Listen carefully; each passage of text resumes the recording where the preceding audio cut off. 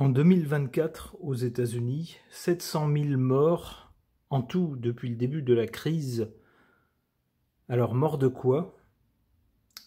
Non, ce n'est pas un vilain virus, non, ce n'est pas une méchante guerre.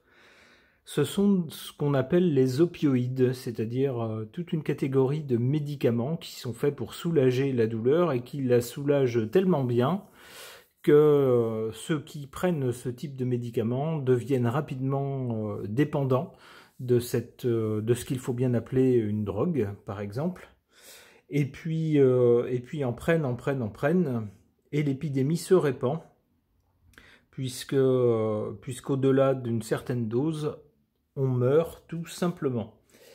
Alors on appelle ça, nous dit cet article, la crise des opioïdes.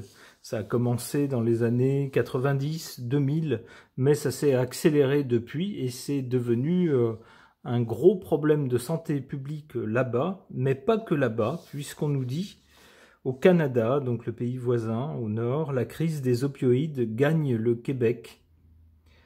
Donc on voit que c'est l'Amérique du Nord en fait qui est prise dans ce gros problème de santé publique, mais pas que, puisque l'un des médicaments concernés par cette crise des opioïdes, c'est celui-ci, le fentanyl. Eh bien, on nous dit, dans un article beaucoup plus récent, puisqu'il date de ces derniers jours, un trafic de ce médicament a été démantelé en Bretagne. Quel est cet opioïde qui a causé des ravages aux États-Unis? Donc, comme souvent, on voit que ce qui se passe là-bas finit d'une façon ou d'une autre par arriver chez nous aussi. D'où l'intérêt de s'occuper de ce sujet. Alors, je voudrais demander aux cartes ce qu'elles peuvent nous dire au sujet de cette crise des opioïdes. Pour cela, j'interroge le tarot de Marseille.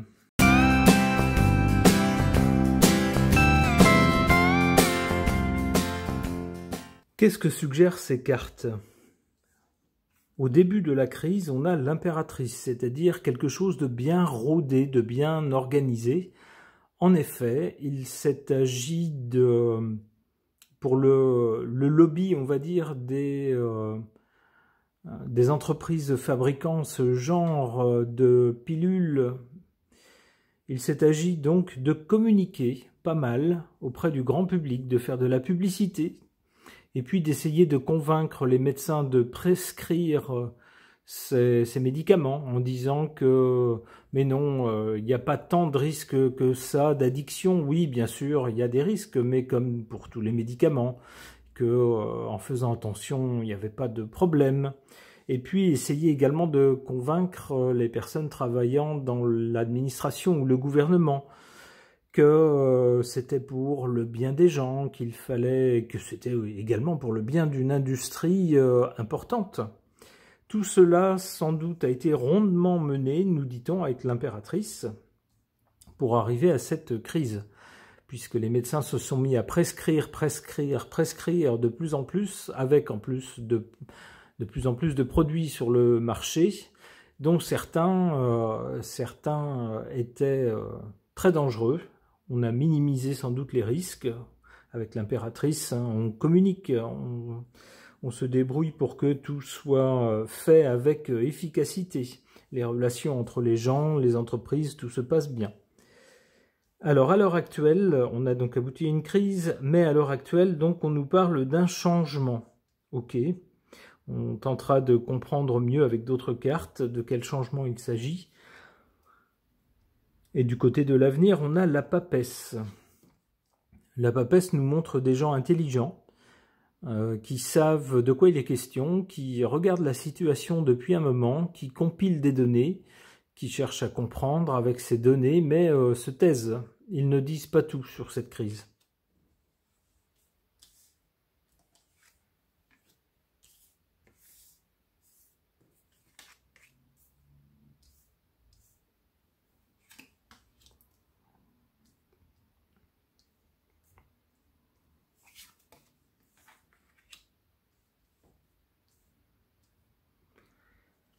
En position défavorable concernant cette crise des opioïdes, la Maison Dieu. Quelque chose s'écroule, quelque chose explose. Ce qui explose, c'est le nombre de victimes, au point que c'est devenu, je crois, pour la tranche d'âge de quelque chose comme 18-48 ans ou 18-38 ans, la première cause de mortalité devant toutes les autres causes.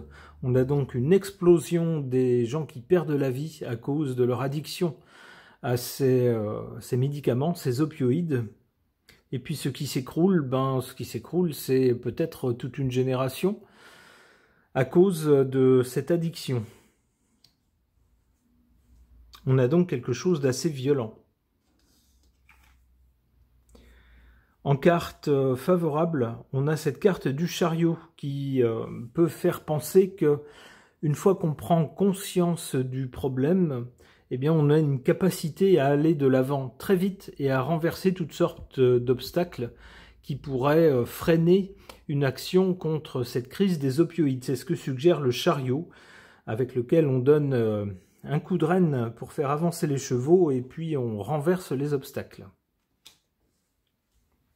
On peut donc penser avec cette carte que les autorités ont bien pris la mesure de l'ampleur du problème.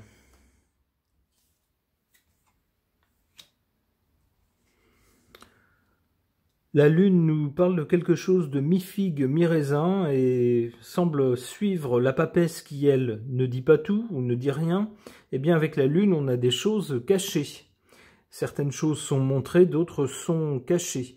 Avec la lune, néanmoins, la lune c'est quand même un astre nocturne. On n'a pas la lumière qui arrive sur cette crise. En tout cas, pas tout de suite.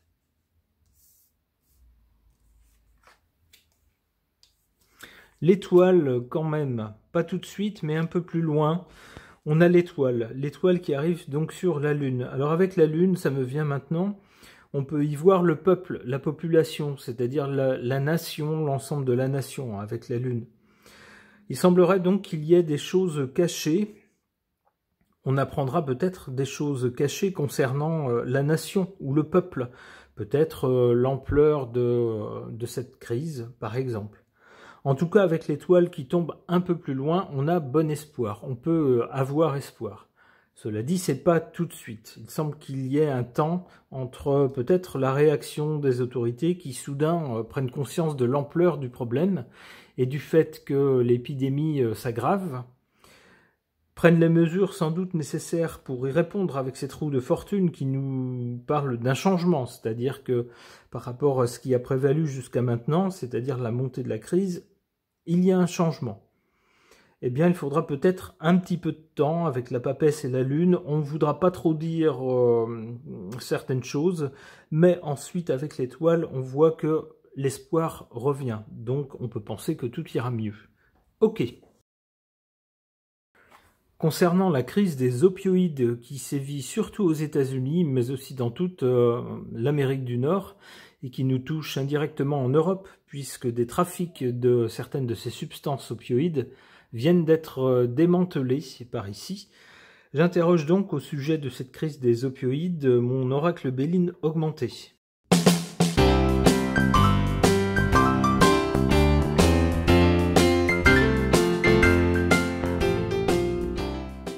Que nous suggèrent ces cartes?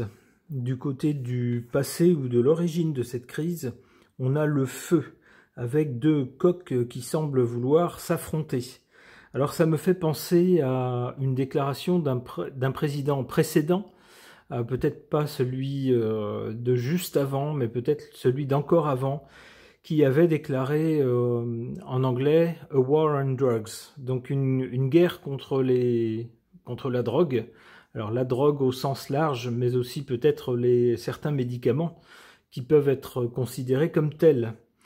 Eh bien, on a bien ce symbole de guerre, avec ces deux coqs qui s'affrontent. C'est-à-dire que d'un côté, on a des gens qui veulent ce type de produit, d'autres qui sont ravis de leur en fournir, moyennant finance, des médecins, ma foi, qui avec leur prescription font leur travail, et puis de l'autre côté, des autorités qui sont dépassées par l'ampleur du phénomène et qui disent « maintenant stop, ça suffit, c'est la guerre ». On a donc bien deux parties qui s'affrontent.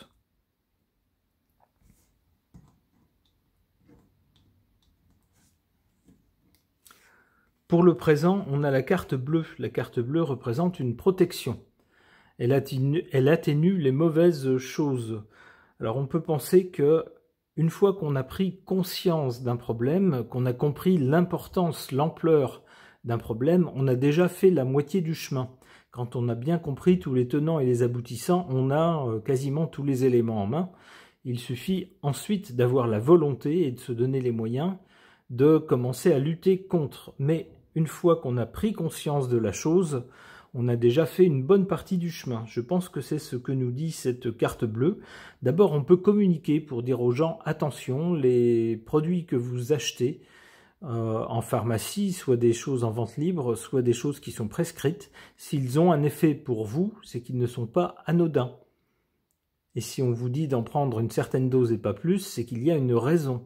C'est parce que, comme tout, lorsqu'on tombe dans l'abus, eh bien, on commence à se faire du mal. Et avec ces produits-là, vous pouvez vous faire plus que très mal, puisque vous pouvez décéder.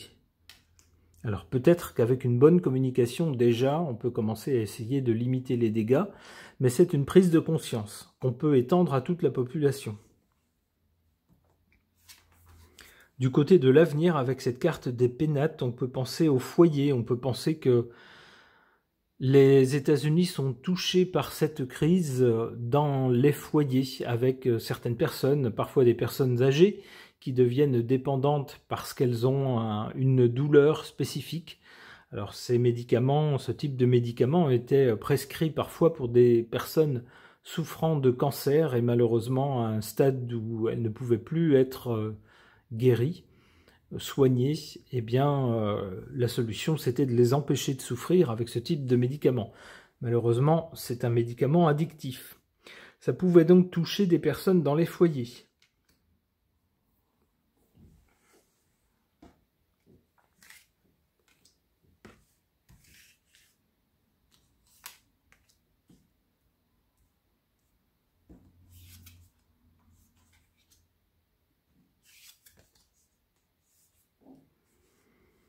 En carte défavorable, cette carte de l'appui, c'est-à-dire recevoir l'appui, l'aide de quelqu'un ou de quelque chose. J'y vois les sociétés qui fabriquent ces médicaments, qui n'ont pas du tout intérêt à ce que le gouvernement, les autorités, l'administration, appelez ça comme vous voulez, les responsables politiques, communiquent sur les effets dangereux, voire mortels, et les ravages que causent les produits qu'ils fabriquent. Donc on peut penser que ces entreprises font tout ce qu'elles peuvent pour empêcher une communication de grande ampleur, une campagne de grande ampleur, pour mettre les gens en garde. Pourtant, nous dit cette carte en position favorable, on nous parle de campagne de santé. Il est donc bien question de faire prendre conscience aux gens qui utilisent ces produits que ce n'est pas sans conséquence, que ce ne sont pas des produits anodins, ce ne sont pas des bonbons qu'on peut prendre un peu n'importe comment, et puis qu'il y a des conséquences graves, et qu'ils mettent en danger leur santé, qu'ils jouent avec leur santé.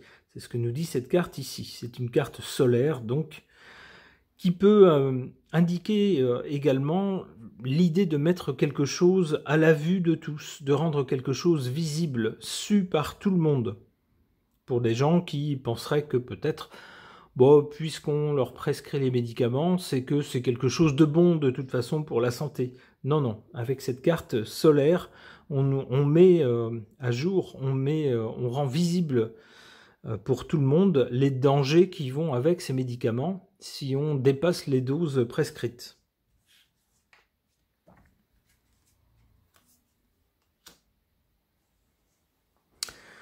Bon, ben c'est pas très réjouissant, le côté du résultat ou de l'avenir proche en tout cas. Les pénates, ça nous montre donc les foyers si vous voulez. Les pénates, c'est chez soi, à l'intérieur de sa maison, de son appartement, de l'endroit où l'on vit. Eh bien, c'est associé à l'idée de fin, c'est-à-dire de mort. Ça tendra à nous dire que beaucoup de foyers risquent d'être encore impactés par, malheureusement, des décès.